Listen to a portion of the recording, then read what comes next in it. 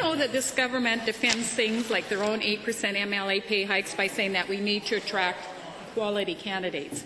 But when it comes to the need to recruiting quality physicians to our province, this government has no problem using doctors as a punching bag, breaking promises after promises. Dr. Michael Jufrey has even called Alberta the most anti-doctor province in the country. So how does the health minister expect to have any credibility talking about the need to recruit physicians while demanding they take Honourable Minister. Well, Mr. Speaker, a very interesting question from an honourable member that comes from a party that is promoting that we shouldn't be spending as much on public services as we have committed to in this budget. Very interesting question indeed. The fact of the matter, Mr. Speaker, is that Alberta physicians are the best compensated in Canada, 14% above the national average.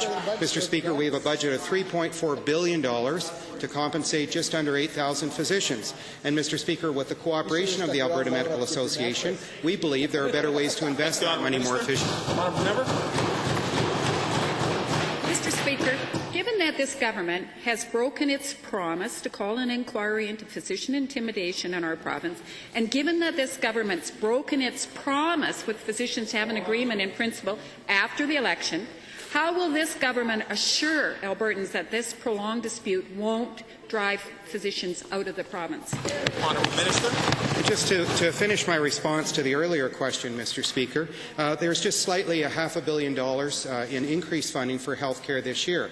I'd invite the honourable member to explain to this House how she would allocate that money. Would she allocate it to increases in physician compensation? Would she choose home care, which she's spoken about in this House on several occasions? Would she include increases for continuing care or mental health? Mr. Speaker, this is a question of using good judgment to make some difficult decisions in challenging times.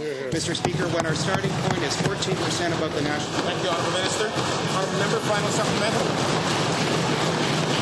Speaker, I'd be pleased to answer that question. I'd allocate it to the front lines, not as bloated bureaucracy. Given that there are warnings that the squeeze on physicians will cause problems with patient care, including increased wait times and reduced access to quality care, does the minister have any concerns about what damage the fee dispute will do to the patients in this province? Mr. Speaker, well, the honourable member should know that there are many issues with respect to how we compensate physicians that have a positive impact when properly resolved on the patient care experience. Mr. Speaker, family practitioners are an excellent example. We live in an age where patient complexity is greater than it's ever been. Many Albertans are living with multiple chronic diseases. Family doctors want to spend more time with those patients directly and also supporting them by working in teams with other professionals. There are opportunities within this $3.4 billion, Mr. Speaker, to make those sort of opportunities a reality. Thank you, Honourable Minister.